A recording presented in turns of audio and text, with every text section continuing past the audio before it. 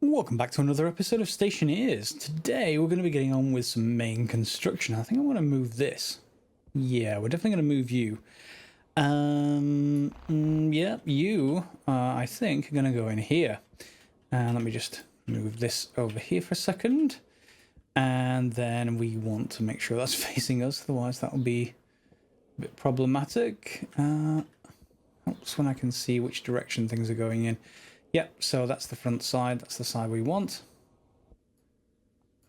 Yep, so this will go... Let me just turn the light on so you can see. This is going to be in our gas room, although why this is coming in with constant amount, that's something else I need to investigate. Maybe that's just because I started the game up. In any case, we want to run power across to it so that we can have some... arc furnace action going on. Let's just change that to a corner for a second. There we go. And another corner. Then just straight links to here, and then this needs to be replaced with a junction, doesn't it? So let's get you going.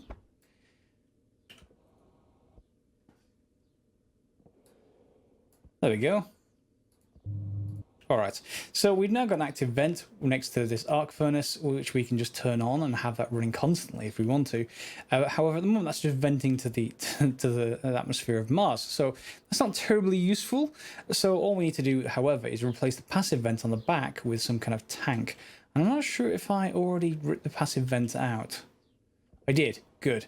So I can just actually rearrange that slightly and just pull it down into a tank connector into, you know, something like this, but with one of the bigger tanks like that one over there.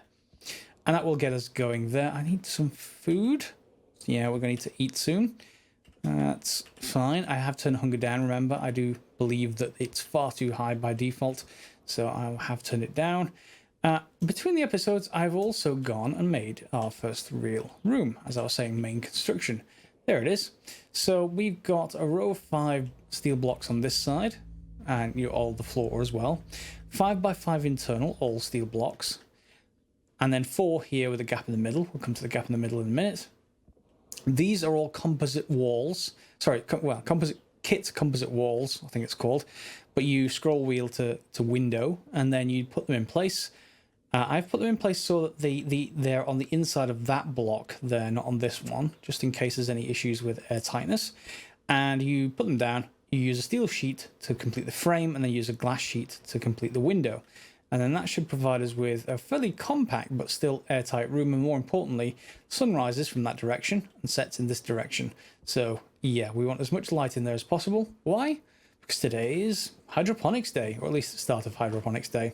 So here I've got a gap, and as you can see on the inside, it's fairly straightforward in here. I've already put a passive vent up here. You probably know what we're going to build here. It should look fairly familiar. So if you haven't built an airlock, this is the episode for you. We are going to need the actual airlocks though. Let me just grab some food first, hopefully. Yeah, and consume. Okay, that's a tad slow for me, but I'll consume all of that cereal bar. I'm not sure how far up my hunger is now, but let's start off by putting the airlock doors in, shall we? Airlock doors aren't terribly complicated. In this case, I'm just making sure that the wiring is facing the inside, and then we can use our crowbar to force them open temporarily. Okay, you see I've also put a glass roof on this airlock. I quite like the idea of being able to see the sky. And now you see all this inrush. That seems weird because this was already filled with atmosphere before, but as soon as we put our airlocks in, this became an airtight space, and it's starting to recalculate that this is going to be a pressurized space that isn't the same thing as the outside. So we're going to get lots of stuff coming in through the airlock, lots of CO2. Now we just have to build something here to control the airlock, if you like. And before I do that, one thing that I would definitely recommend is, first of all, take a labeler and go and rename the airlocks, or the airlock doors. So Hydro Interior 1. And 1 because I might put another interior door over there, and you know, we've got to deal with it. And then Hydro Exterior 1. Okay, let's turn that back off, put you back in there, and that will do. Is that a sensor? Do I already have another sensor? Okay, I'm going to need that sensor anyway. So we're going to need to build the interior of the airlock now. It doesn't much matter how you build this thing. So all I'm going to do is probably put we want a gas sensor. So I'm going to put it at this top corner. And then I'm going to grab an active vent. There it is. And we're going to rotate that one and put it in the bottom left corner. Now, it could calculate this block entirely at once, which would be nice. But just in case it doesn't, I'm moving that as far away as I can from this. Because if this senses the wrong pressure, you know, I had some weird issues with airlocks last season. In which case, we're not going to worry too much about it, but just positioning them as far as they can from each other. Console, we're not going to go for the separate one like that, with the data network separate. In this case, we're going to use a different mechanism to keep everything separate and easily addressed. Put an airlock control in there, put a bit of glass over the front, and now we just need to wire it up. So we have a connection there, that's a three-way already. So we just need a connection on the bottom here, corner. Yeah, I think it's corner. There we go, then a junction. And I'm trying to keep to the actual junctions rather than using four ways everywhere. It just pleases some people and it annoys others when I don't, so let's put them together. And now we've got everything hooked to each other. So the doors are all hooked together. This is on a loop going around that way and back this way and into the wall. We'll come back to that in a second. And then into all of these. So if I just turn it on, you'll realize there's no power yet. That's fine. Fully expected. That cable comes out to here. And then here is our power cable coming all the way from our solar panel battery over there. So what we're going to do is probably best practice. And I did test this.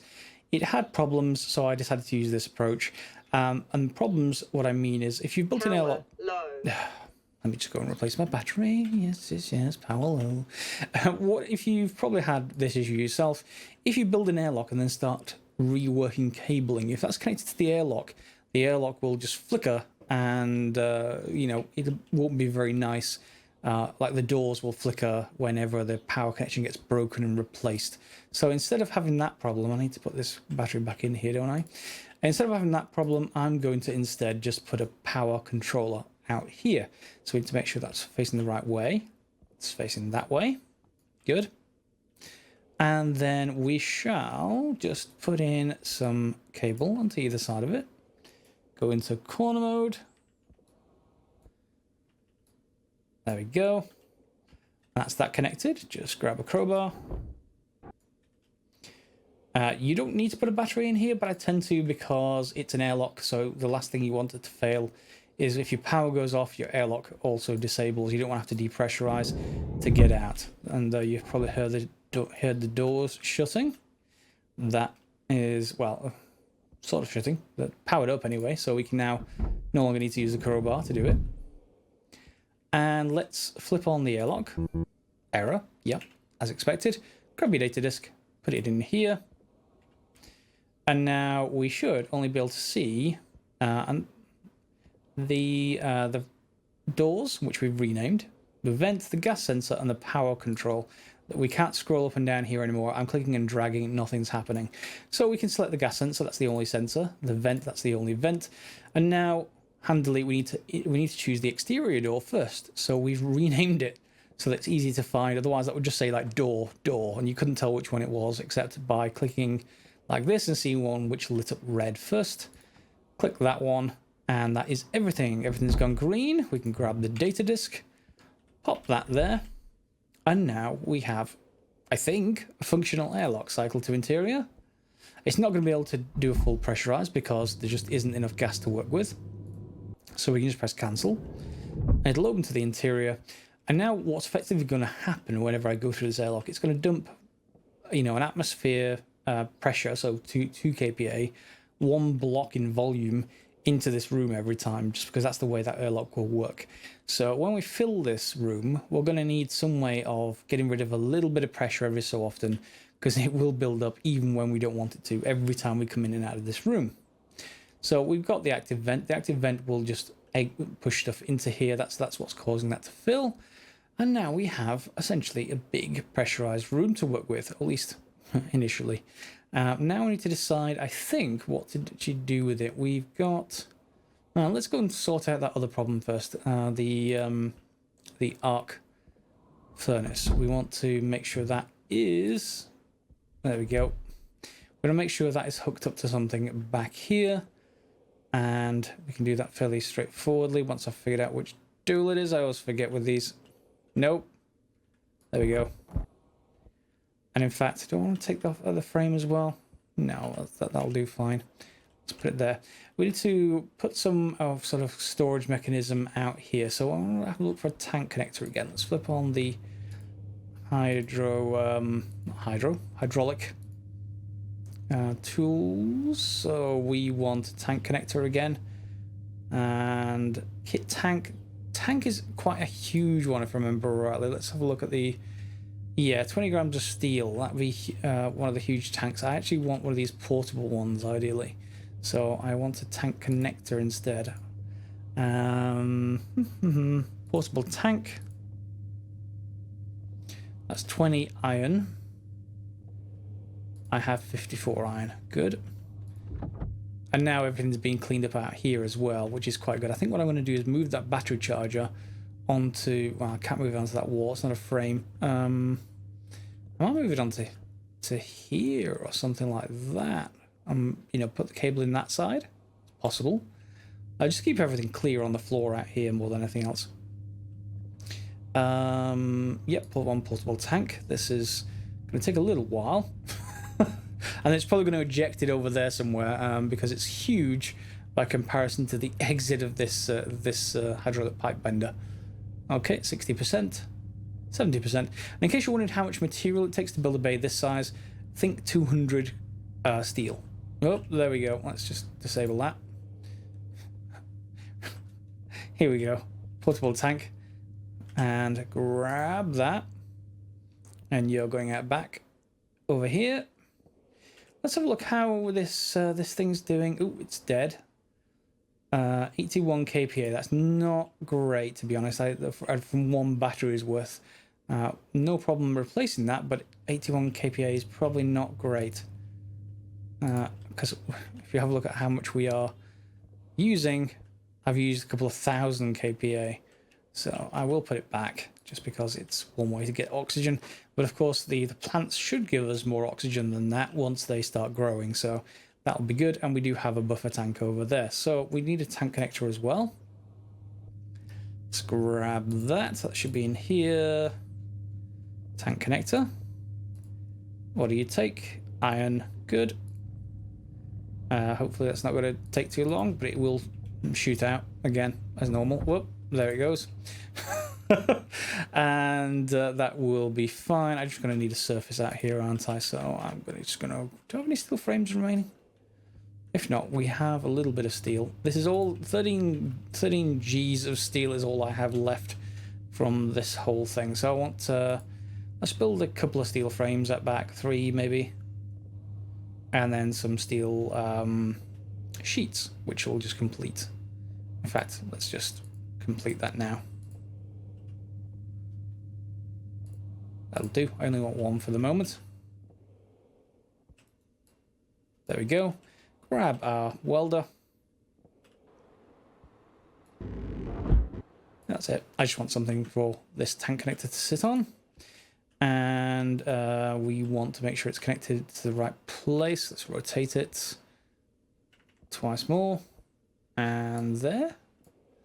That looks reasonable. I think I just need to grab the rest of... I swear I have some pipes around. I think I still have some spare. If not, we can easily make them. It's just a bit of a shame if I don't already have some spare. Yeah. Maybe I use them for... Yeah, I think I'm going to use them for that airlock. For the passive vent. So we can just create some pipes in here. That won't be too much of an issue. Where are you?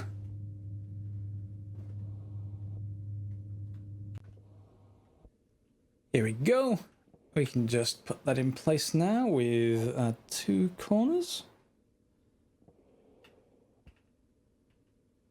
There we go, and another one here.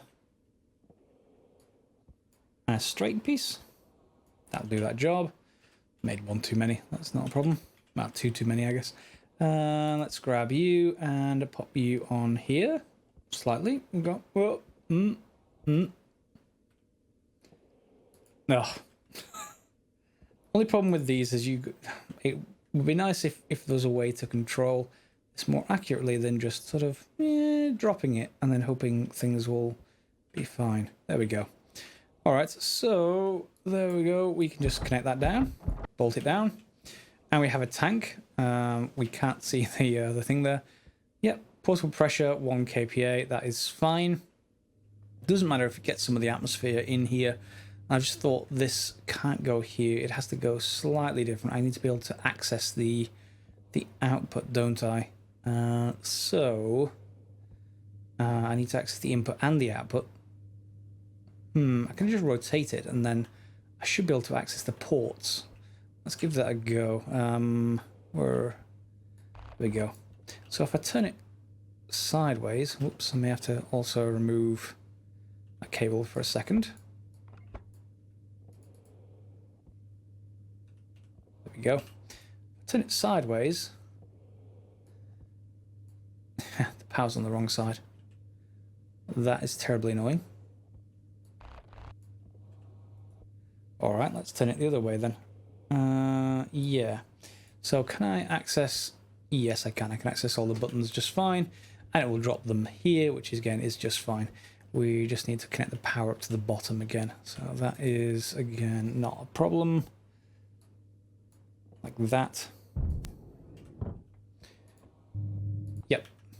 Okay, so why don't we test to see how well this does? So if I just make sure this is the right setting, let's close you off, turn you on, and that is the right setting. Okay, so that's going to vent out of here.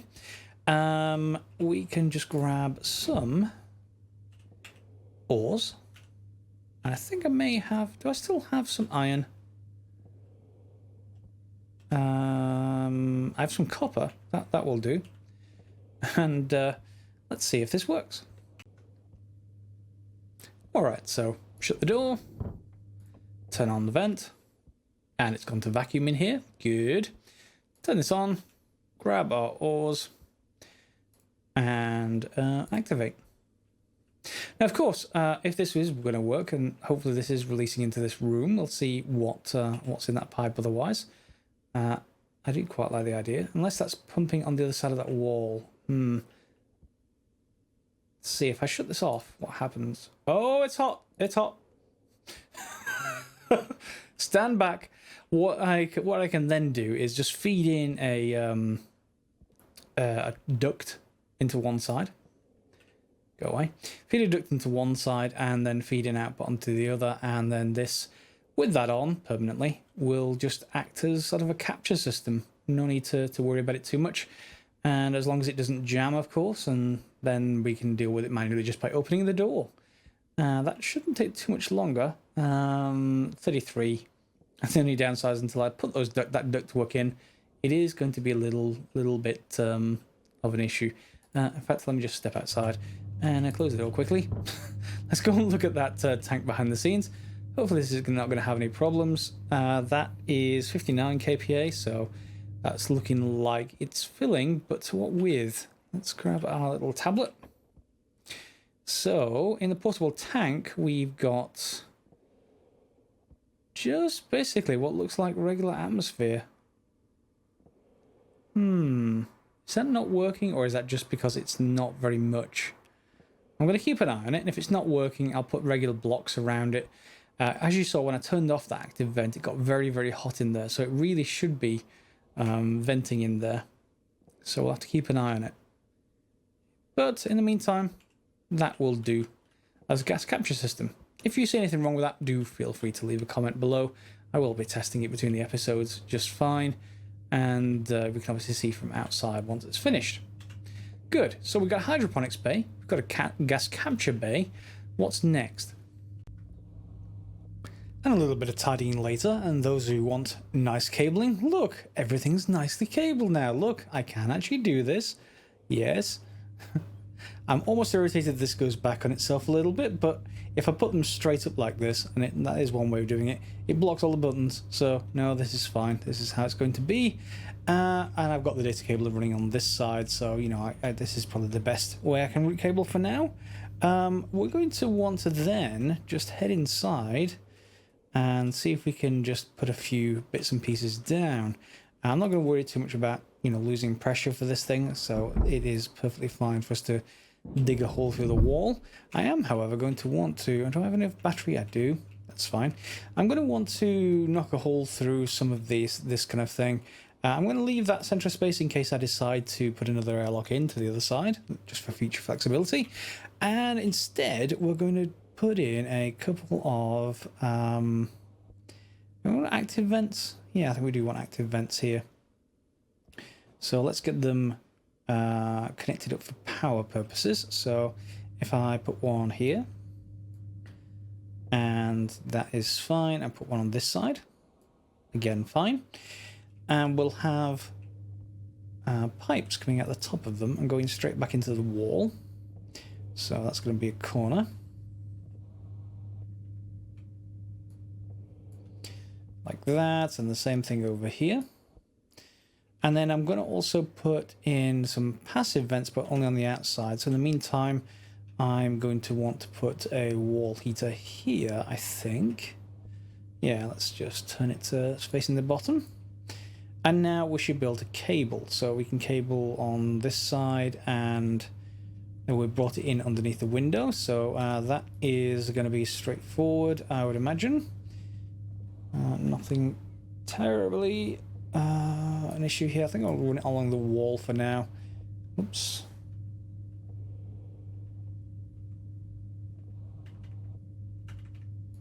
Is that on the wall? Yeah, that's on the wall. Okay, and then we can just run junctions underneath these.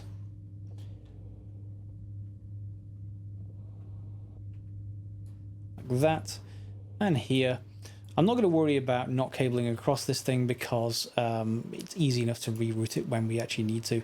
So for now, we can just keep it simple and keep that set to straight cable all the way along.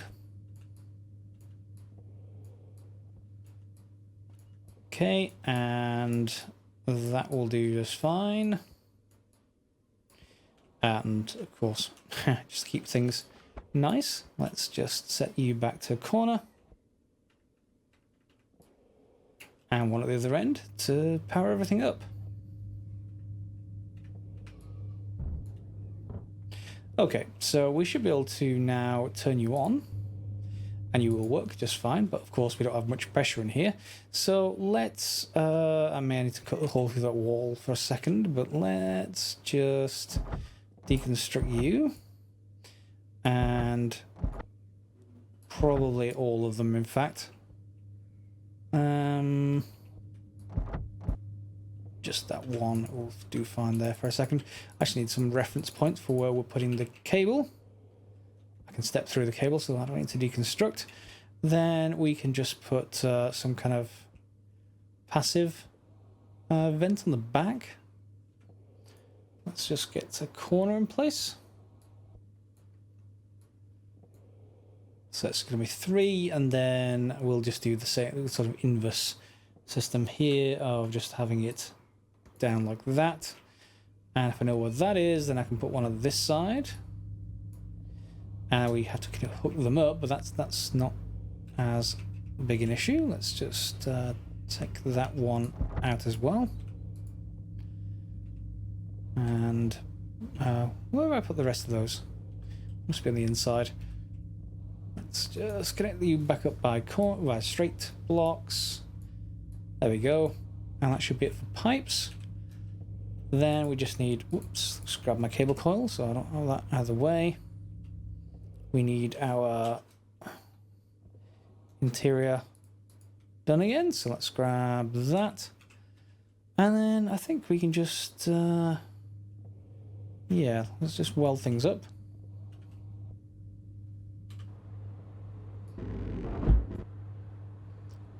In fact, let's just weld it up entirely. I was going to stop and then just get through there, but no, it's fine. We can just, whoops.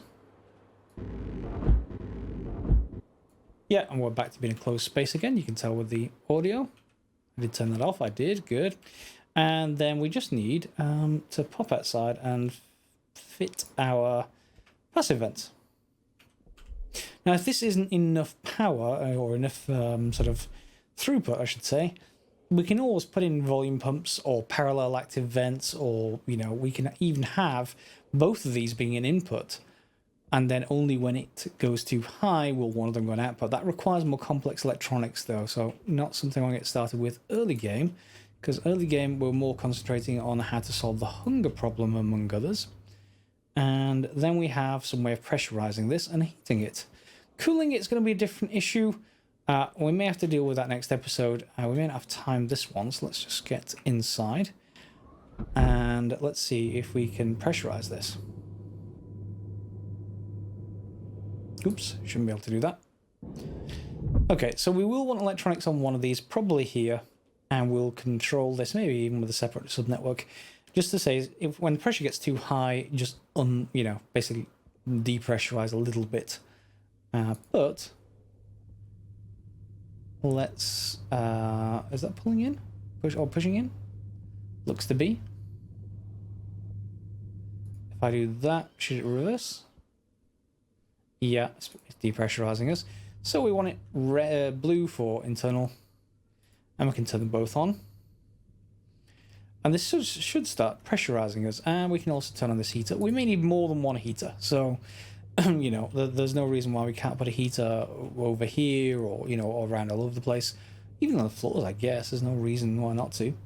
In which case, however, this is going to take a while to pressurize. That's the only downside with building a space this big to start with. However, it stops us needing to expand a huge amount to start with. So I'm going to leave that for a minute or two, and let's just see if the pressure actually increases in a reasonable amount. And the other thing I'm going to put in here is another gas sensor. I'm not going to use it for now, but it's going to be to the point where I want to be able to remotely sense things in here and display it on something outside. I don't want to have to pop in here all the time to see what's in here. I want to see it remotely, so having that available will be good. And we'll just finish that off with, whoops, let's turn that off. We don't need it anymore, at least for the moment. Excuse me. Grab you, grab my cutters, and let's just put you in here. Yes, one of the things have turned off.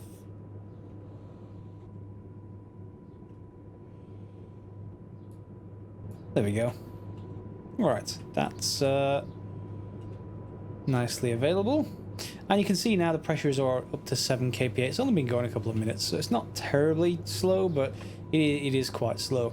You'll see what's in here as well. We've got O2, N2, CO2, and X. What we're going to need to do is probably transform these, or at least one of them, maybe this one, particularly as that's the one that will get rid of stuff, into either a cooling loop or indeed a full atmospherics loop where we get rid of O2 and maybe N2 and X, and we're just left with CO2 in here. CO2 is easy to get because it's just part of the Martian atmosphere, unlike the vacuum of space in the previous season. So yeah, we've got a pressurization system. Of course, we are also heating this space. So let's just grab that. So you can see we're minus 52. This started at minus 60, but of course, as the pressure increases, yeah, so too will the temperature. And we've got a wall heater here as well, assisting this. I think we want something between 20 and 40 degrees. It may even be between 30 and 40 degrees as far as plants are concerned. We can obviously test that next episode once I've got this space reasonably well pressurized. But as you can see, this is working just fine. And if I shut this off, just to give us a break from the noise, what we shouldn't see is that pressure going anywhere. You'll see it should settle. Yeah, it's settled. And our temperature is continuing to increase because we've got this heater. And that is working just fine. It's taking a little bit of time to warm things up, but obviously we can just leave that alone and pressurize. Alright, so I hope you enjoyed this episode. We've got a hydroponics bay ready now. We've got a way, at least manually, to get rid of some of the pressure if we need to heat it up accordingly. We haven't got a way to cool it yet. That's something you should put down in the comments if you want to make a comment on the best starting cooling system. And just to give you an idea, if you don't say anything, I'm likely to just put in this system through some radiators at the top and then pulled back in somehow into the room. And then if we turn it on, it should cycle things through the radiators and back into the room, which should keep the room cool. Otherwise, we could combine it with atmospheric, so, or, you know, whatever other system we think of. But for now, guys, I think that's pretty much it for this episode. Hopefully you've liked it. We've got quite a bit done. We've got a gas capture room. We've got a hydroponics bay ready for some actual plants. Feel free to like, subscribe, share as normal. And as always, guys, thanks for watching.